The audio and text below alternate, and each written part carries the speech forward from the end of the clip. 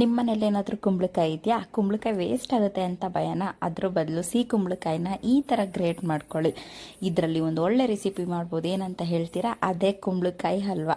ಏನಿಲ್ಲ, ತುಂಬ ಸಿಂಪಲ್. ಒಂದು ಬಾಣಲಿಗೆ ಸ್ವಲ್ಪ ತುಪ್ಪ ಹಾಕ್ಕೊಂಡು, ತುಪ್ಪ ಕಾದ ನಂತರ ತುರಿದಿರೋ ಅಂಥ ಕುಂಬಳಕಾಯಿನ ಹಾಕ್ಕೊಂಡು ನೀಟಾಗಿ ಫ್ರೈ ಮಾಡಬೇಕಾಗತ್ತೆ. ಹಸಿ ವಾಸನೆ ಎಲ್ಲ ಹೋದ ನಂತರ ನಿಮ್ಗೆ ಎಷ್ಟು ಬೇಕೋ ಅಷ್ಟು ಶುಗರ್ನ ಹಾಕ್ಕೊಳ್ಳಿ. ಕೆಲವ್ರು ಬೆಲ್ಲ ಕೂಡ ಹಾಕ್ಕೋಬೋದು, ತೊಂದರೆ ಇಲ್ಲ. ಇದಾದ ನಂತರ ಶುಗರಲ್ಲಿರುವಂಥ ವಾಟರನ್ನೇ ನೀಟಾಗಿ ಬಿಟ್ಕೊಂಡು ಈ ಥರ ಕುದಿತಿರ್ಬೇಕಾದ್ರೆ ಸ್ವಲ್ಪ ಹಾಲನ್ನು ಹಾಕ್ಕೊಳ್ಳಿ. ಹಾಲು ಕೂಡ ನೋಡಿ ಹಾಕ್ಕೊಳ್ಳಿ, ತುಂಬ ಜಾಸ್ತಿ ಹಾಕ್ಕೊಳ್ಳೋಕೆ ಹೋಗಬೇಡಿ. ಈ ಕುಂಬಳಕಾಯಿ ತುಂಬ ಬೇಗನೆ ಬೇಯುತ್ತೆ, ಅದಕ್ಕೋಸ್ಕರ ನನಗೆ ತುಂಬಾ ಈಸಿ ಆಯಿತು.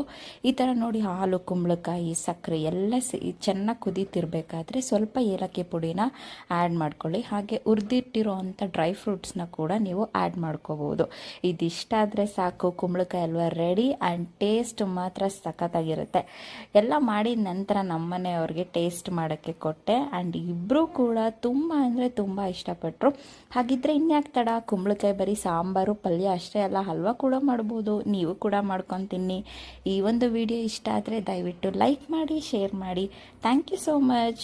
ಬಾಯ್.